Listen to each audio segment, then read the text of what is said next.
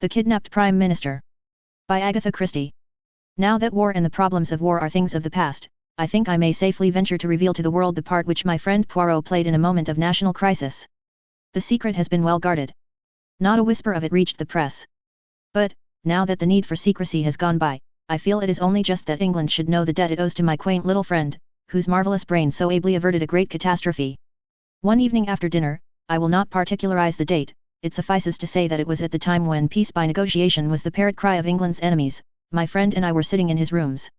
After being invalided out of the army I had been given a recruiting job, and it had become my custom to drop in on Poirot in the evenings after dinner and talk with him of any cases of interest that he might have on hand. I was attempting to discuss with him the sensational news of that day, no less than an attempted assassination of Mr. David McAdam, England's Prime Minister. The account in the papers had evidently been carefully censored.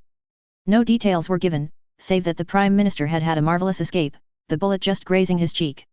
I considered that our police must have been shamefully careless for such an outrage to be possible. I could well understand that the German agents in England would be willing to risk much for such an achievement. Fighting Mac, as his own party had nicknamed him, had strenuously and unequivocally combated the pacifist influence which was becoming so prevalent. He was more than England's Prime Minister, he was England, and to have removed him from his sphere of influence would have been a crushing and paralysing blow to Britain. Poirot was busy mopping a grey suit with a minute sponge. Never was there a dandy such as Hercule Poirot. Neatness and order were his passion. Now, with the odour of benzene filling the air, he was quite unable to give me his full attention. In a little minute I am with you, my friend. I have all but finished. The spot of grease, he is not good, I remove him, so. He waved his sponge. I smiled as I lit another cigarette. Anything interesting on? I inquired, after a minute or two. I assist how do you call it, charlady to find her husband. A difficult affair, needing the tact. For I have a little idea that when he is found he will not be pleased. What would you? For my part, I sympathize with him. He was a man of discrimination to lose himself. I laughed. At last. The spot of grease, he is gone. I am at your disposal. I was asking you what you thought of this attempt to assassinate McAdam. Enfantillage, replied Poirot promptly. One can hardly take it seriously. To fire with the rifle, never does it succeed. It is a device of the past. It was very near succeeding this time, I reminded him. Poirot shook his head impatiently. He was about to reply when the landlady thrust her head round the door and informed him that there were two gentlemen below who wanted to see him. They won't give their names, sir, but they says as it's very important. Let them mount, said Poirot, carefully folding his grey trousers. In a few minutes the two visitors were ushered in, and my heart gave a leap as in the foremost I recognized no less a personage than Lord Estair, leader of the House of Commons, whilst his companion, Mr. Bernard Dodge, was also a member of the War Cabinet, and, as I knew, a close personal friend of the Prime Minister. Monsieur Poirot, said Lord Estair interrogatively. My friend bowed. The great man looked at me and hesitated. My business is private. You may speak freely before Captain Hastings, said my friend, nodding to me to remain. He has not all the gifts, no. But I answer for his discretion. Lord Estair still hesitated, but Mr. Dodge broke in abruptly. Oh, come on, don't let's beat about the bush. As far as I can see, the whole of England will know the whole we're in soon enough. Time's everything. Pray be seated, messers, said Poirot politely. Will you take the big chair, my lord? Lord Estair started slightly. You know me? Poirot smiled. Certainly. I read the little papers with the pictures. How should I not know you? Monsieur Poirot, I have come to consult you upon a matter of the most vital urgency. I must ask for absolute secrecy.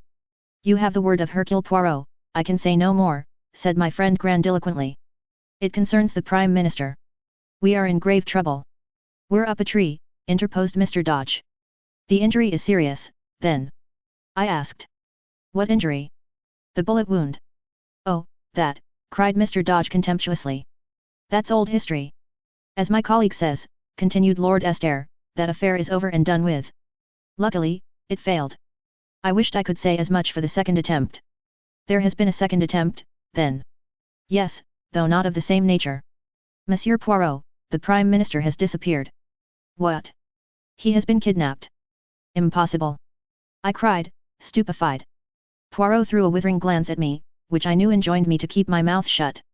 Unfortunately, impossible as it seems, it is only too true, continued his lordship. Poirot looked at Mr. Dodge. You said just now, monsieur, that time was everything. What did you mean by that? The two men exchanged glances, and then Lord Estaire said. You have heard, Monsieur Poirot, of the approaching Allied conference. My friend nodded. For obvious reasons, no details have been given of when and where it is to take place. But, although it has been kept out of the newspapers, the date is, of course, widely known in diplomatic circles. The conference is to be held tomorrow, Thursday, evening at Versailles. Now you perceive the terrible gravity of the situation. I will not conceal from you that the Prime Minister's presence at the conference is a vital necessity. The pacifist propaganda, started and maintained by the German agents in our midst, has been very active. It is the universal opinion that the turning point of the conference will be the strong personality of the Prime Minister. His absence may have the most serious results, possibly a premature and disastrous peace. And we have no one who can be sent in his place. He alone can represent England. Poirot's face had grown very grave. Then you regard the kidnapping of the Prime Minister as a direct attempt to prevent his being present at the conference. Most certainly I do. He was actually on his way to France at the time. And the conference is to be held at 9 o'clock tomorrow night. Poirot drew an enormous watch from his pocket. It is now 9:15. 24 hours, said Mr. Dodge thoughtfully. And a quarter, amended Poirot. Do not forget the quarter, monsieur, it may come in useful. Now for the details. The abduction, did it take place in England or in France? In France. Mr. McAdam crossed to France this morning. He was to stay tonight as the guest of the Commander-in-Chief, proceeding tomorrow to Paris. He was conveyed across the Channel by destroyer. At Boulogne he was met by a car from General Headquarters and one of the Commander-in-Chief's A.D.C.S. Yet. Well, they started from Boulogne, but they never arrived. What? Monsieur Poirot, it was a bogus car and a bogus ADC. The real car was found in a side road, with the chauffeur and the ADC neatly gagged and bound. And the bogus car is still at large. Poirot made a gesture of impatience. Incredible. Surely it cannot escape attention for long. So we thought. It seemed merely a question of searching thoroughly. That part of France is under military law. We were convinced that the car could not go long unnoticed. The French police and our own Scotland Yard men, and the military are straining every nerve. It is, as you say, incredible, but nothing has been discovered. At that moment a tap came at the door, and a young officer entered with a heavily sealed envelope which he handed to Lord Estaire. Just through from France, sir. I brought it on here, as you directed. The minister tore it open eagerly, and uttered an exclamation. The officer withdrew. Here is news at last. This telegram has just been decoded. They have found the second car, also the secretary, Daniels, chloroformed, gagged, and bound, in an abandoned farm near C. He remembers nothing, except something being pressed against his mouth and nose from behind, and struggling to free himself. The police are satisfied as to the genuineness of his statement. And they have found nothing else. No. Not the Prime Minister's dead body? Then, there is hope. But it is strange. Why, after trying to shoot him this morning, are they now taking so much trouble to keep him alive? Dodge shook his head. One thing's quite certain. They're determined at all costs to prevent his attending the conference. If it is humanly possible, the Prime Minister shall be there. God grant it is not too late. Now, messrs, recount to me everything, from the beginning. I must know about this shooting affair as well. Last night, the Prime Minister, accompanied by one of his secretaries, Captain Daniels. The same who accompanied him to France? Yes. As I was saying, they motored down to Windsor, where the Prime Minister was granted an audience. Early this morning, he returned to town, and it was on the way that the attempted assassination took place. One moment, if you please. Who is this Captain Daniels? You have his dossier. Lord Estaire smiled. I thought you would ask me that. We do not know very much of him. He is of no particular family. He has served in the English army, and is an extremely able secretary, being an exceptionally fine linguist. I believe he speaks 7 languages. It is for that reason that the Prime Minister chose him to accompany him to France. Has he any relatives in England? 2 aunts. A Mrs. Everard, who lives at Hampstead, and a Miss Daniels, who lives near Ascot. Ascot? That is near to Windsor, is it not? That point has not been overlooked. But it has led to nothing. You regard the Capitaine Daniels, then, as above suspicion. A shade of bitterness crept into Lord Estaire's voice, as he replied. No, Monsieur Poirot. In these days, I should hesitate before I pronounced anyone above suspicion. Trace bien. Now I understand, milord, that the Prime Minister would, as a matter of course, be under vigilant police protection, which ought to render any assault upon him an impossibility. Lord Estaire bowed his head. That is so. The Prime Minister's car was closely followed by another car containing detectives in plain clothes. Mr. McAdam knew nothing of these precautions. He is personally a most fearless man, and would be inclined to sweep them away arbitrarily. But, naturally, the police make their own arrangements. In fact, the Premier's chauffeur, O'Murphy, is a CID man. O'Murphy? That is a name of Ireland, is it not so? Yes, he is an Irishman. From what part of Ireland? County Clare, I believe. Tiens. But proceed, milord. The Premier started for London. The car was a closed one. He and Captain Daniels sat inside. The second car followed as usual. But, unluckily, for some unknown reason, the Prime Minister's car deviated from the main road. At a point where the road curves, interrupted Poirot. Yes, but how did you know? Oh, c'est evident. Continue. For some unknown reason, continued Lord Estaire, the Premier's car left the main road. The police car, unaware of the deviation, continued to keep to the high road. At a short distance down the unfrequented lane, the Prime Minister's car was suddenly held up by a band of masked men. The chauffeur. That brave O'Murphy, murmured Poirot thoughtfully. The chauffeur, momentarily taken aback, jammed on the brakes. The Prime Minister put his head out of the window. Instantly a shot rang out, then another. The first one grazed his cheek, the second, fortunately, went wide. The chauffeur, now realizing the danger, instantly forged straight ahead, scattering the band of men. A near escape, I ejaculated, with a shiver. Mr. McAdam refused to make any fuss over the slight wound he had received. He declared it was only a scratch. He stopped at a local cottage hospital, where it was dressed and bound up. He did not, of course, reveal his identity. He then drove, as per schedule, straight to Charing Cross, where a special train for Dover was awaiting him, and, after a brief account of what had happened had been given to the anxious police by Captain Daniels, he duly departed for France. At Dover, he went on board the waiting destroyer. At Boulogne, as you know, the bogus car was waiting for him, carrying the Union Jack, and correct in every detail. That is all you have to tell me. Yes. There is no other circumstance that you have omitted, milord. Well, there is one rather peculiar thing. Yes. The Prime Minister's car did not return home after leaving the Prime Minister at Charing Cross. The police were anxious to interview O'Murphy, so a search was instituted at once. The car was discovered standing outside a certain unsavory little restaurant in Soho, which is well known as a meeting place of German agents. And the chauffeur? The chauffeur was nowhere to be found. He, too, had disappeared.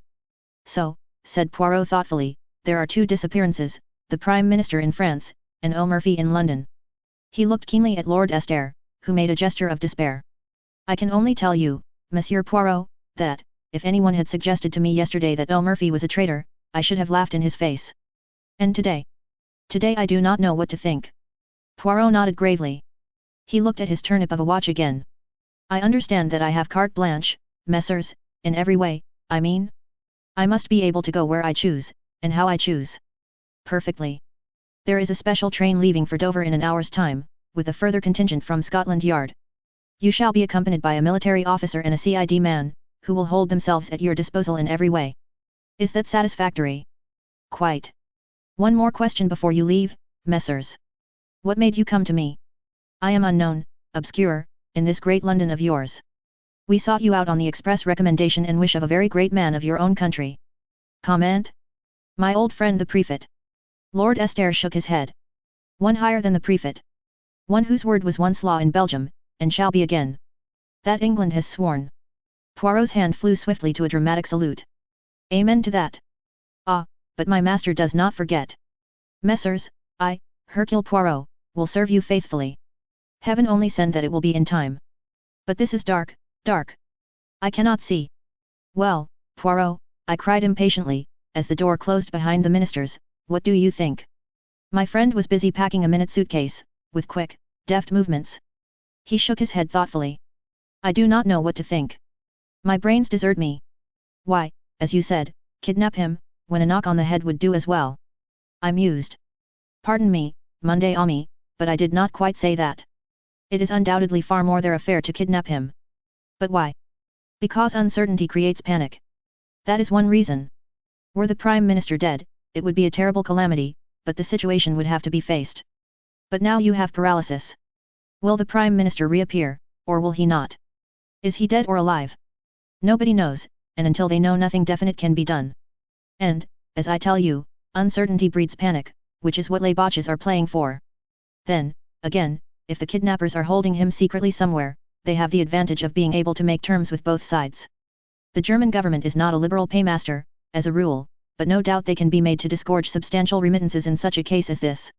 Thirdly, they run no risk of the hangman's rope. Oh, decidedly, kidnapping is their affair.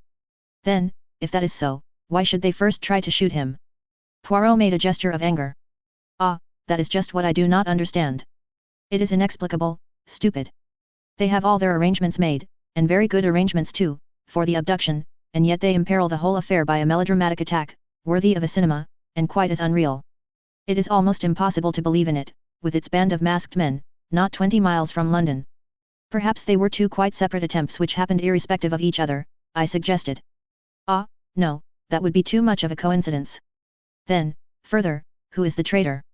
There must have been a traitor, in the first affair, anyway. But who was it, Daniels or O'Murphy? It must have been one of the two, or why did the car leave the main road? We cannot suppose that the Prime Minister connived at his own assassination. Did O'Murphy take that turning of his own accord, or was it Daniels who told him to do so? Surely it must have been O'Murphy's doing.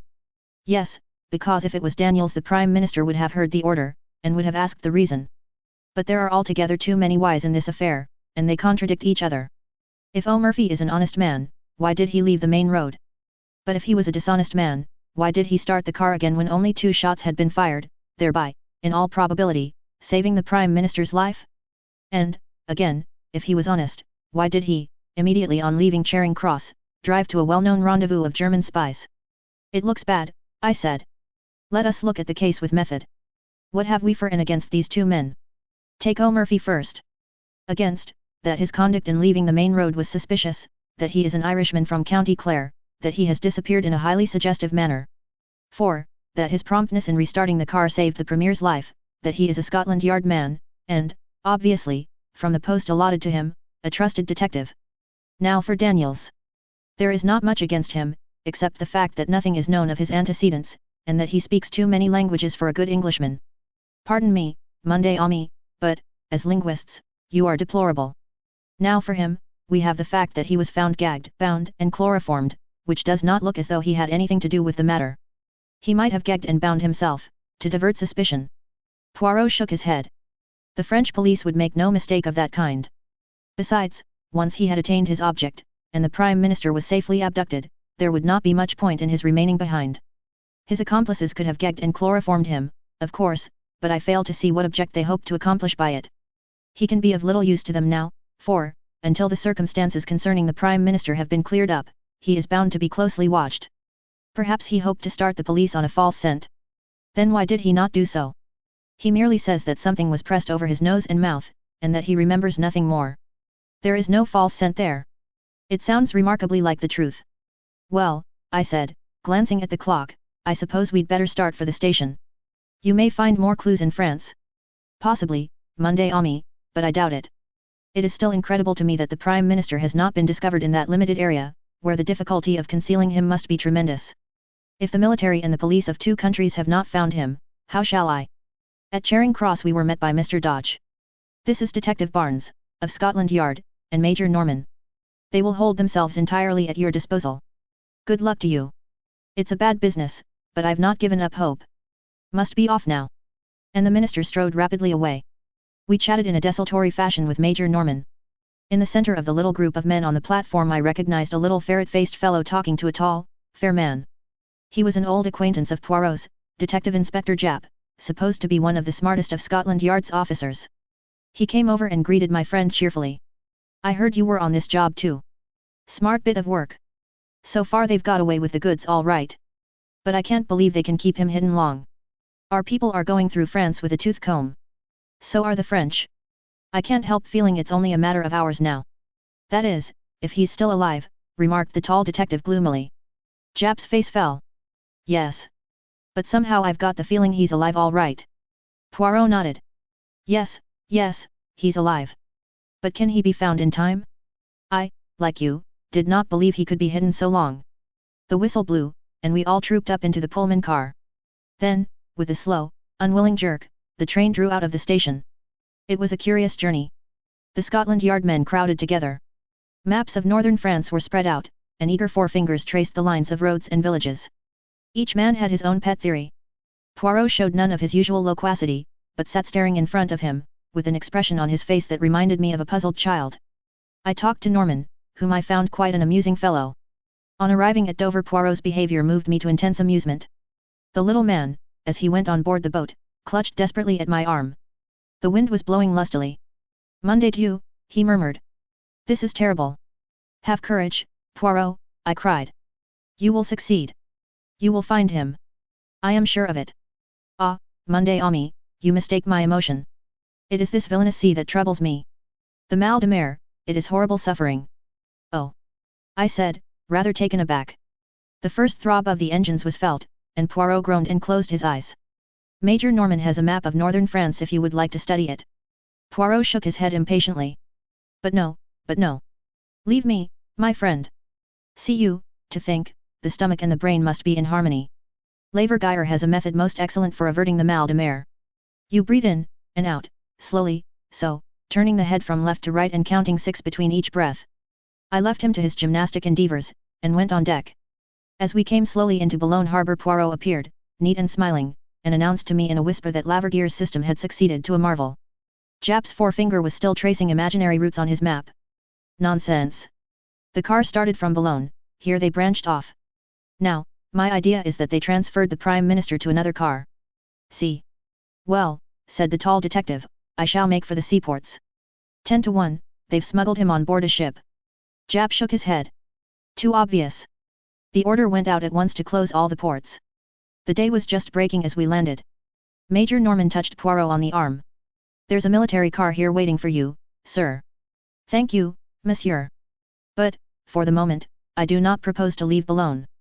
What? No, we will enter this hotel here, by the quay. He suited the action to the word, demanded and was accorded a private room. We three followed him, puzzled and uncomprehending. He shot a quick glance at us. It is not so that the good detective should act, eh? I perceive your thought. He must be full of energy. He must rush to and fro. He should prostrate himself on the dusty road and seek the marks of tires through a little glass. He must gather up the cigarette end, the fallen match? That is your idea, is it not? His eyes challenged us. But I, Hercule Poirot, tell you that it is not so. The true clues are within, here. He tapped his forehead. See you, I need not have left London. It would have been sufficient for me to sit quietly in my rooms there. All that matters is the little grey cells within. Secretly and silently they do their part, until suddenly I call for a map, and I lay my finger on a spot, so, and I say, the Prime Minister is there. And it is so. With method and logic one can accomplish anything. This frantic rushing to France was a mistake, it is playing a child's game of hide and seek. But now, though it may be too late, I will set to work the right way, from within. Silence, my friends, I beg of you. And for 5 long hours the little man sat motionless, blinking his eyelids like a cat, his green eyes flickering and becoming steadily greener and greener. The Scotland Yard man was obviously contemptuous, Major Norman was bored and impatient, and I myself found the time pass with wearisome slowness. Finally, I got up, and strolled as noiselessly as I could to the window. The matter was becoming a farce. I was secretly concerned for my friend. If he failed, I would have preferred him to fail in a less ridiculous manner. Out of the window I idly watched the Daily Leave boat, belching forth columns of smoke, as she lay alongside the quay. Suddenly I was aroused by Poirot's voice close to my elbow. Mess Amos, let us start. I turned. An extraordinary transformation had come over my friend. His eyes were flickering with excitement, his chest was swelled to the uttermost. I have been an imbecile, my friends. But I see daylight at last. Major Norman moved hastily to the door. I'll order the car. There is no need. I shall not use it. Thank heaven the wind has fallen. Do you mean you are going to walk, sir? No, my young friend. I am no Saint Peter. I prefer to cross the sea by boat. To cross the sea? Yes. To work with method, one must begin from the beginning. And the beginning of this affair was in England. Therefore, we returned to England. At 3 o'clock, we stood once more upon Charing Cross platform. To all our expostulations, Poirot turned a deaf ear, and reiterated again and again that to start at the beginning was not a waste of time, but the only way. On the way over, he had conferred with Norman in a low voice, and the latter had dispatched a sheaf of telegrams from Dover. Owing to the special passes held by Norman, we got through everywhere in record time. In London, a large police car was waiting for us, with some plainclothes men, one of whom handed a typewritten sheet of paper to my friend. He answered my inquiring glance.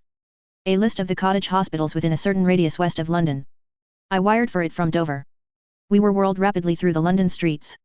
We were on the Bath Road. On we went, through Hammersmith, Chiswick and Brentford. I began to see our objective. Through Windsor and on to Ascot. My heart gave a leap. Ascot was where Daniels had an aunt living. We were after him, then, not O'Murphy. We duly stopped at the gate of a trim villa. Poirot jumped out and rang the bell. I saw a perplexed frown dimming the radiance of his face. Plainly, he was not satisfied. The bell was answered. He was ushered inside. In a few moments he reappeared, and climbed into the car with a short, sharp shake of his head. My hopes began to die down. It was past 4 now.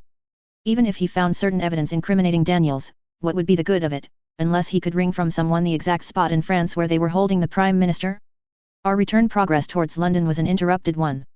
We deviated from the main road more than once, and occasionally stopped at a small building, which I had no difficulty in recognizing as a cottage hospital. Poirot only spent a few minutes at each, but at every halt his radiant assurance was more and more restored. He whispered something to Norman, to which the latter replied. Yes, if you turn off to the left, you will find them waiting by the bridge. We turned up a side road, and in the failing light I discerned a second car, waiting by the side of the road. It contained 2 men in plain clothes. Poirot got down and spoke to them, and then we started off in a northerly direction, the other car following close behind. We drove for some time, our objective being obviously one of the northern suburbs of London. Finally, we drove up to the front door of a tall house, standing a little back from the road in its own grounds. Norman and I were left with the car. Poirot and one of the detectives went up to the door and rang. A neat parlour maid opened it. The detective spoke. I am a police officer, and I have a warrant to search this house. The girl gave a little scream, and a tall, handsome woman of middle age appeared behind her in the hall. Shut the door, Edith. They are burglars, I expect. But Poirot swiftly inserted his foot in the door, and at the same moment blew a whistle. Instantly the other detectives ran up, and poured into the house, shutting the door behind them. Norman and I spent about 5 minutes cursing our forced inactivity. Finally the door reopened, and the men emerged, escorting 3 prisoners, a woman and 2 men. The woman, and one of the men, were taken to the second car. The other man was placed in our car by Poirot himself. I must go with the others, my friend. But have great care of this gentleman. You do not know him, no? Yet, let me present to you, Monsieur O'Murphy. O'Murphy. I gaped at him open-mouthed as we started again. He was not handcuffed, but I did not fancy he would try to escape. He sat there staring in front of him as though dazed. Anyway, Norman and I would be more than a match for him. To my surprise, we still kept a northerly route. We were not returning to London, then. I was much puzzled. Suddenly, as the car slowed down, I recognized that we were close to Hendon Aerodrome. Immediately I grasped Poirot's idea. He proposed to reach France by aeroplane. It was a sporting idea, but, on the face of it, impracticable. A telegram would be far quicker. Time was everything. He must leave the personal glory of rescuing the Prime Minister to others. As we drew up, Major Norman jumped out, and a plainclothes man took his place. He conferred with Poirot for a few minutes, and then went off briskly. I, too, jumped out, and caught Poirot by the arm. I congratulate you, old fellow. They have told you the hiding place? But, look here, you must wire to France at once. You'll be too late if you go yourself. Poirot looked at me curiously for a minute or two. Unfortunately, my friend, there are some things that cannot be sent by telegram. At that moment Major Norman returned, accompanied by a young officer in the uniform of the Flying Corps. This is Captain Lyle, who will fly you over to France. He can start at once. Wrap up warmly, sir, said the young pilot. I can lend you a coat, if you like. Poirot was consulting his enormous watch. He murmured to himself, yes, there is time, just time. Then he looked up, and bowed politely to the young officer. I thank you, monsieur. But it is not I who am your passenger. It is this gentleman here. He moved a little aside as he spoke, and a figure came forward out of the darkness. It was the second male prisoner who had gone in the other car, and as the light fell on his face, I gave a gasp of surprise. It was the Prime Minister. For heaven's sake, tell me all about it, I cried impatiently, as Poirot, Norman, and I motored back to London. How in the world did they manage to smuggle him back to England? There was no need to smuggle him back, replied Poirot dryly.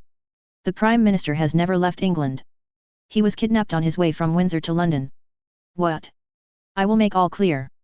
The Prime Minister was in his car, his secretary beside him. Suddenly a pad of chloroform is clapped on his face. But by whom? By the clever linguistic Captain Daniels. As soon as the Prime Minister is unconscious, Daniels picks up the speaking tube, and directs O'Murphy to turn to the right, which the chauffeur, quite unsuspicious, does. A few yards down that unfrequented road, a large car is standing, apparently broken down. Its driver signals to O'Murphy to stop. O'Murphy slows up. The stranger approaches. Daniels leans out of the window, and, probably with the aid of an instantaneous anesthetic, such as ethyl chloride, the chloroform trick is repeated. In a few seconds, the two helpless men are dragged out and transferred to the other car, and a pair of substitutes take their places. Impossible. Pas du tout. Have you not seen music hall turns imitating celebrities with marvelous accuracy? Nothing is easier than to personate a public character. The Prime Minister of England is far easier to understudy than Mr. John Smith of Clapham, say. As for O'Murphy's double, no one was going to take much notice of him until after the departure of the Prime Minister, and by then he would have made himself scarce. He drives straight from Charing Cross to the meeting place of his friends. He goes in as O'Murphy, he emerges as someone quite different. O'Murphy has disappeared, leaving a conveniently suspicious trail behind him. But the man who personated the Prime Minister was seen by everyone. He was not seen by anyone who knew him privately or intimately. And Daniels shielded him from contact with anyone as much as possible. Moreover, his face was bandaged up, and anything unusual in his manner would be put down to the fact that he was suffering from shock as a result of the attempt upon his life. Mr. McAdam has a weak throat, and always spares his voice as much as possible before any great speech. The deception was perfectly easy to keep up as far as France. There it would be impracticable and impossible, so the Prime Minister disappears. The police of this country hurry across the channel, and no one bothers to go into the details of the first attack. To sustain the illusion that the abduction has taken place in France, Daniels is gagged and chloroformed in a convincing manner. And the man who has enacted the part of the Prime Minister rids himself of his disguise. He and the bogus chauffeur may be arrested as suspicious characters, but no one will dream of suspecting their real part in the drama, and they will eventually be released for lack of evidence. And the real Prime Minister? He and O'Murphy were driven straight to the house of Mrs. Everard, at Hampstead, Daniel's so-called aunt. In reality, she is Frau Bertha Ebenthal, and the police have been looking for her for some time. It is a valuable little present that I have made to them, to say nothing of Daniels. Ah, it was a clever plan, but he did not reckon on the cleverness of Hercule Poirot. I think my friend might well be excused his moment of vanity. When did you first begin to suspect the truth of the matter? When I began to work the right way, from within. I could not make that shooting affair fit in, but when I saw that the net result of it was that the Prime Minister went to France with his face bound up, I began to comprehend. And when I visited all the cottage hospitals between Windsor and London, and found that no one answering to my description had had his face bound up and dressed that morning, I was sure. After that, it was child's play for a mind like mine. The following morning, Poirot showed me a telegram he had just received. It had no place of origin, and was unsigned. It ran. In time. Later in the day the evening papers published an account of the Allied conference. They laid particular stress on the magnificent ovation accorded to Mr. David McAdam, whose inspiring speech had produced a deep and lasting impression.